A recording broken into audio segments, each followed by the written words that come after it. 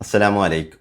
പ്രിയപ്പെട്ടവരെ, ഈ ഒരു സമയത്ത് നമുക്കറിയാൻ ആഗ്രഹിക്കുന്ന വളരെ പ്രധാനപ്പെട്ട രണ്ട് വിഷയങ്ങളാണ് ഇന്ന് സംസാരിക്കുന്നത്. ഒന്ന്, പെരുന്നാൾ നിസ്കാരത്തിൻ്റെ രൂപം. എല്ലാവർക്കും മനസ്സിലാക്കാൻ പറ്റുന്ന രൂപത്തിൽ ലളിതമായി ഞാൻ നിങ്ങൾക്ക് പറഞ്ഞു തരാം. ഈ ഒറ്റ വീഡിയോ കാണുന്നതിലൂടെ കാര്യങ്ങളൊക്കെ മനസ്സിലാക്കാൻ പറ്റും.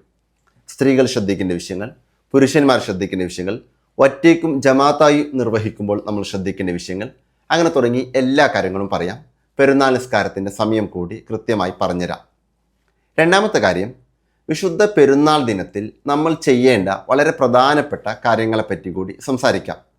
ഈ രണ്ട് കാര്യങ്ങൾ നമ്മൾ കൃത്യമായി മനസ്സിലാക്കിയാൽ നല്ല രൂപത്തിൽ നമുക്ക് പെരുന്നാൾ ആഘോഷിക്കാൻ പറ്റും. അതായത് നല്ല രൂപത്തിൽ പെരുന്നാൾ ആഘോഷിക്കണമെന്ന് ആഗ്രഹിക്കുന്ന ഒരു മുസ്ലിം വിശ്വാസിക്ക് ഏതായാലും ഈ വീഡിയോ ഏറെ ഉപകാരപ്പെടും.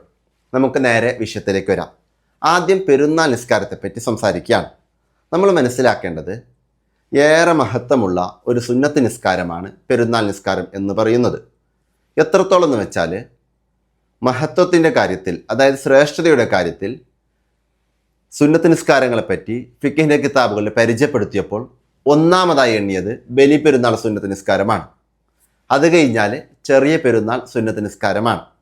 അതായത് ടോപ്പ് ലെവലിൽ നിൽക്കുന്ന രണ്ട് സുന്നത്ത് നിസ്കാരങ്ങളാണ് ബലി പെരുന്നാൾ സുന്നത്ത് നിസ്കാരവും ചെറിയ പെരുന്നാൾ സുന്നത്ത് നിസ്കാരവും.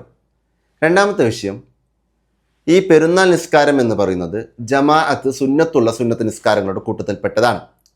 അപ്പോൾ ഒരാൾക്ക് ജമാഅത്തായി നിർവഹിക്കാൻ പറ്റുമെങ്കിൽ ജമാഅത്തായി നിർവഹിക്കുക, അതിന് പുണ്യങ്ങളേറെയാണ്. ഇനി ഒറ്റയ്ക്ക് നിസ്കരിച്ചാലും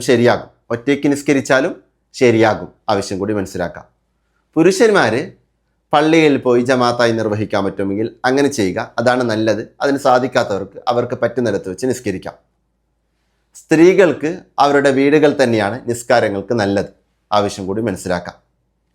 ജമാഅത്തായി നിസ്കരിക്കാൻ പറ്റാത്ത ആളുകൾക്ക് ഒറ്റയ്ക്കും നിസ്കരിക്കാവുന്നതാണ്.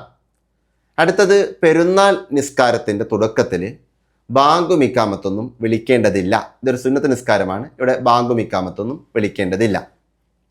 ഇനി പെരുന്നാൾ നിസ്കാരം നിർവഹിക്കേണ്ട സമയം പെരുന്നാൾ ദിനം സൂര്യൻ ഉദിച്ചത് മുതലാണ് സ്റ്റാർട്ട് ചെയ്യാം.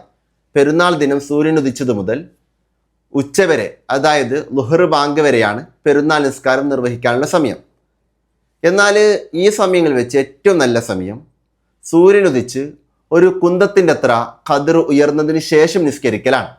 അതായത് പെരുന്നാൾ ദിനം സൂര്യൻ ഉദിച്ച് ഏകദേശം ഒരു 20 മിനിറ്റ് കഴിഞ്ഞതിന് ശേഷം നിസ്കരിക്കലാണ് ഏറ്റവും നല്ലത്. ആവശ്യം കൂടി മനസ്സിലാക്കാം. ഇനി പെരുന്നാൾ നിസ്കാരം നിർവഹിക്കേണ്ട രൂപം നമ്മൾ ആദ്യം മനസ്സിലാക്കാം. ഉളൂഹ് ചെയ്ത് വന്ന് വൃത്തിയായി നമ്മൾ പെരുന്നാൾ നിസ്കാരത്തിന് വേണ്ടി ഒരുങ്ങുകയാണ്. ആദ്യം നമ്മൾ കരുതേണ്ടത് നിയ്യത്താണ്. ചെറിയ പെരുന്നാളാണെങ്കിൽ ചെറിയ പെരുന്നാളിൻ്റെ നിയ്യത്ത് കരുതുക. ബലി പെരുന്നാളാണെങ്കിൽ ബലി പെരുന്നാളിൻ്റെ നിയ്യത്ത് കരുതുക. നമുക്ക് ആദ്യം ചെറിയ പെരുന്നാളിൻ്റെ നിയ്യത്ത് കരുതാം. എങ്ങനെയാണ് നിയ്യത്ത് കരുതേണ്ടത്? ഉസല്ലി സുന്നത്ത ഈദിൽ ഫിത്രി റകഅത്തൈനി മുതവജ്ജിഹൻ ഇലൽ ഖിബ്ലത്തി ലില്ലാഹി തആല. അതായത് ചെറിയ പെരുന്നാളിൻ്റെ 2 റകഅത്ത് സുന്നത്ത് നിസ്കാരം ഖിബ്ലക്ക് മുന്നിട്ട് അദാ ആയി അല്ലാഹു തആലക്ക് വേണ്ടി ഞാൻ നിസ്കരിക്കുന്നു എന്നാണ് നിയത്ത്. ഇനി ഇത്ര പൂർണ്ണമായി കരുതുന്നില്ല എങ്കിൽ ചെറിയ പെരുന്നാളിൻ്റെ 2 റകഅത്ത് സുന്നത്ത് നിസ്കാരം ഞാൻ നിസ്കരിക്കുന്നു എന്ന് മാത്രം കരുതിയാലും ശരിയാകും. നിയത്ത് കരുതുക എന്നുള്ളത് നിർബന്ധമാണ്. കരുതോടൊപ്പം പറയുക എന്നുള്ളത് നല്ലതാണ്. അറബിയിൽ പറ്റുന്നില്ല എങ്കിൽ മലയാളത്തിൽ മാത്രം കരുതിയാലും നിയത്ത് ശരിയാകും. ഇനി ജമാഅത്തായി നിർവഹിക്കുകയാണെങ്കിൽ ഇമാമിനെ തുടർന്ന് നിസ്കരിക്കുന്നവർ ഇമാമിനോട് കൂടെ ഞാൻ നിസ്കരിക്കുന്നു, മഅൽ ഇമാമി, ഇമാമിനോട് കൂടെ ഞാൻ നിസ്കരിക്കുന്നു എന്ന് നിയത്തിൽ പ്രത്യേകം കരുതുക. ഇമാമാണെങ്കിൽ ഇമാമായി ഞാൻ നിസ്കരിക്കുന്നു എന്ന് നിയത്തിൽ പ്രത്യേകം കരുതുക. ഇങ്ങനെ നിയത്തോടെ കൂടെ നമ്മൾ സാധാരണ എല്ലാ നിസ്കാരത്തിൽ ചെയ്യുന്ന പോലെ തക്ബീർ ചൊല്ലി കൈകെട്ടുക. അതായത് ചെറിയ പെരുന്നാൾ നിസ്കാരത്തിന് നിയത്തോടെ കൂടെ അല്ലാഹു അക്ബർ ഇങ്ങനെ തക്ബീർ ചൊല്ലി നമ്മൾ കൈകെട്ടുക. എല്ലാ നിസ്കാരത്തിലും നമ്മൾ ചെയ്യുന്ന പോലെ തക്ബീർ ചൊല്ലി കൈകെട്ടിയാൽ ഉടനെ നമ്മൾ വജ്ജഹ് തോതുകയാണ് വേണ്ടത്.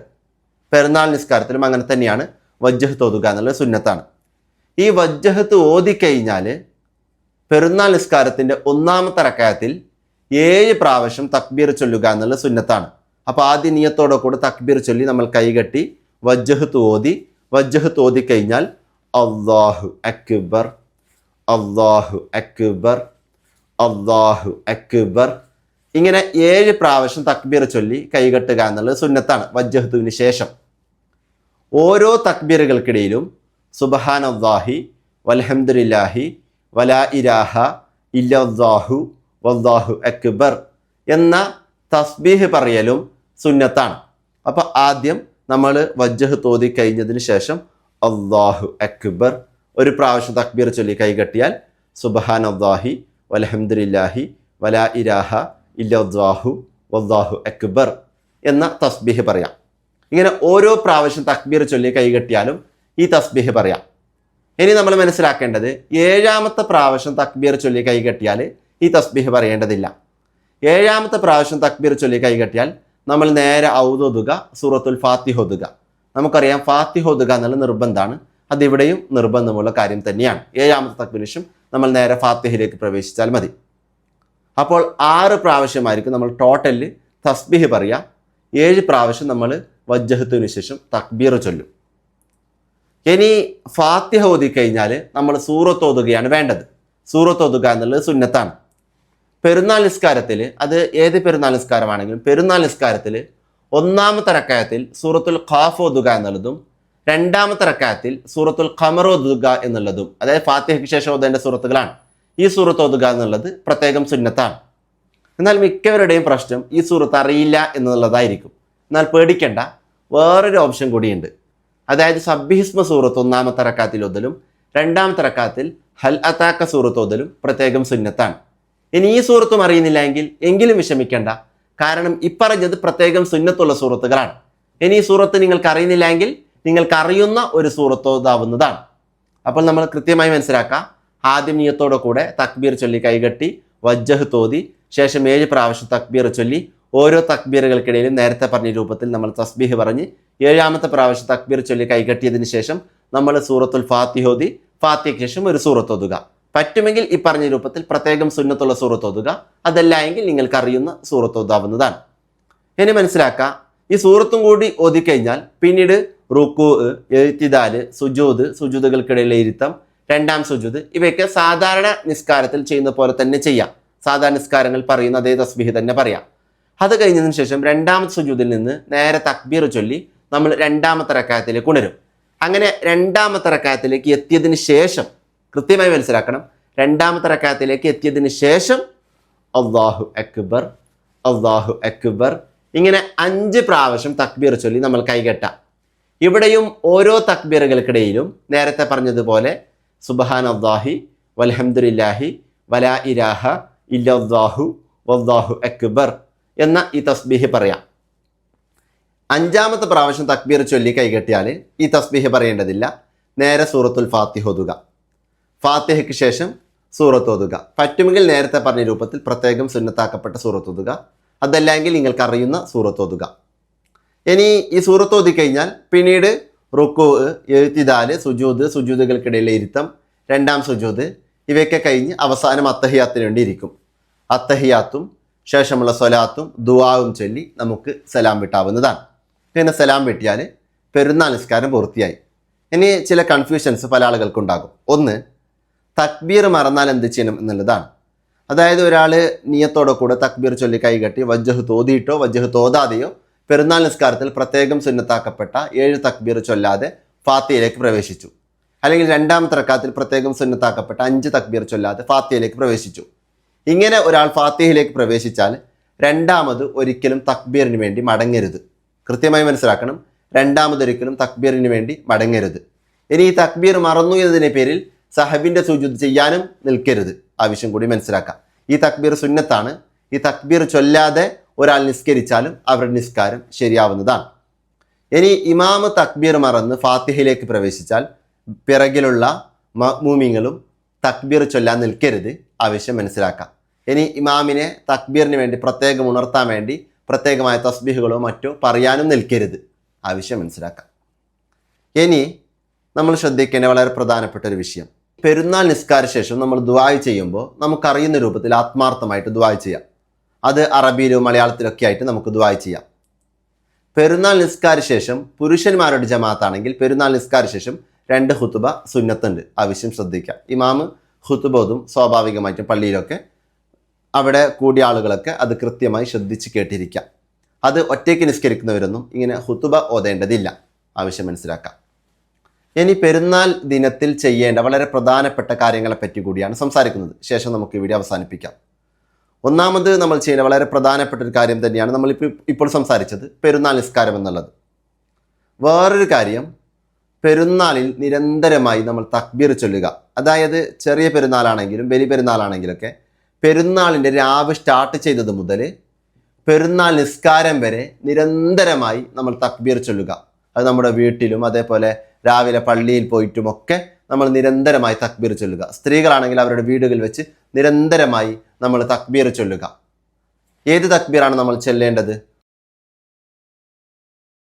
ഇങ്ങനെ നിരന്തരമായി നമ്മൾ തക്ബീർ ചൊല്ലിക്കൊണ്ടേയിരിക്കാം. ഒന്നാമത് ചെയ്യേണ്ട കാര്യം അതാണ്. ചെറിയ പെരുന്നാൾ ദിനത്തിൽ ഈ പെരുന്നാൾ നിസ്കാരം കഴിയലോടുകൂടെ തക്ബീർ അവസാനിക്കും. ഇനി ചെറിയ പെരുന്നാൾ ദിനവുമായി ബന്ധപ്പെട്ടുകൊണ്ട് ഫിത്ർ സക്കാത്ത് നൽകണം. അതിനെപ്പറ്റി കഴിഞ്ഞ വീഡിയോകളിൽ വളരെ വ്യക്തമായി സംസാരിച്ചിട്ടുണ്ട്. ഇനി പെരുന്നാൾ ദിനത്തിൽ എല്ലാവരും ചെയ്യേണ്ട ഒരു കാര്യം, അതായത് നിസ്കാരമില്ലാത്തവർക്കും ഈ പറഞ്ഞ രൂപത്തിൽ തക്ബീർ ചൊല്ലാവുന്നതാണ്. അതായത് വലിയ അശുദ്ധിയിലൂടെയൊക്കെ കടന്നു പോകുന്നവർക്ക് നിസ്കരിക്കാൻ പറ്റൂല. അതേസമയത്ത് ഈ പറഞ്ഞ രൂപത്തിൽ തക്ബീർ ചൊല്ലാവുന്നതാണ്. തക്ബീർ എല്ലാവർക്കും ചൊല്ലാം. ഇനി എല്ലാവർക്കും പെരുന്നാളിൻ്റെ രാവിലെ സമയം കുളിക്കാം. പ്രത്യേകം നിയത്ത് വെച്ചുകൊണ്ട് തന്നെ കുളിക്കാം. എല്ലാവർക്കും ഈ കുളി സുന്നത്താണ്. അപ്പോൾ ചെറിയ പെരുന്നാളാണെങ്കിൽ ചെറിയ പെരുന്നാളിൻ്റെ സുന്നത്ത് കുളി ഞാൻ കുളിക്കുന്നു, വലിയ പെരുന്നാളാണെങ്കിൽ വലിയ പെരുന്നാളിൻ്റെ സുന്നത്ത് കുളി ഞാൻ കുളിക്കുന്നു എന്ന രൂപത്തിൽ നിയത്ത് വെച്ചിട്ട് കുളിക്കാം. ഇനി പെരുന്നാൾ ദിനത്തിൽ പുതിയ വസ്ത്രങ്ങൾ അണിയുക.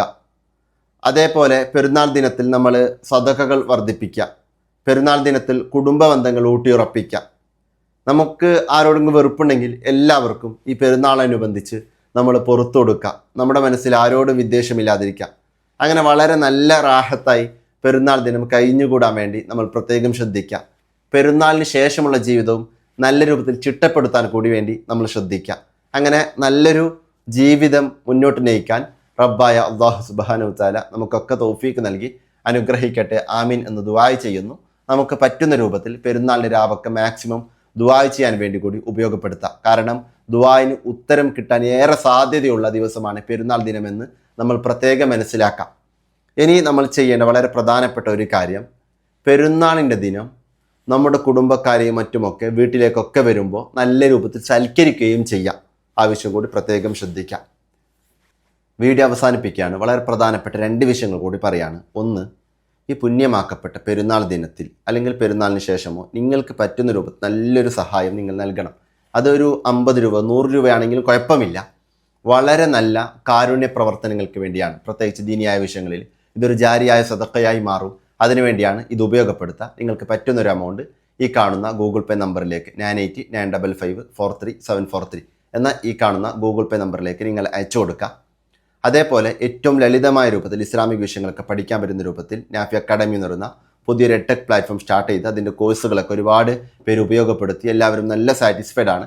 അതിലേക്ക് പറ്റുമെങ്കിൽ ജോയിൻ ചെയ്യാൻ വേണ്ടി nafiacademy.com എന്ന് നിങ്ങൾ സെർച്ച് ചെയ്യുക. അതല്ലെങ്കിൽ ഈ കാണുന്ന 6235847324 എന്ന വാട്സപ്പ് നമ്പറിൽ കോൺടാക്ട് ചെയ്യുക. കൂടുതൽ അപ്ഡേഷൻസ് ഒക്കെ താഴെ കമൻറ്റ് ബോക്സിലും ഡിസ്ക്രിപ്ഷൻ ബോക്സിൽ ലഭ്യമാണ്. എല്ലാവരോടും പ്രത്യേകം ദുആ ചെയ്യുന്നു. അല്ലാഹു സുബ്ഹാനഹു വ തആല നമ്മെല്ലാവരെയും ഇരുലോകത്തും വിജയിച്ചവരുടെ കൂട്ടത്തിൽ ഉൾപ്പെടുത്തി അനുഗ്രഹിക്കട്ടെ. ആമീൻ എന്ന് ഒരിക്കൽ കൂടി ദുആ ചെയ്തുകൊണ്ട് അവസാനിപ്പിക്കുന്നു. അസ്സലാമു അലൈക്കും.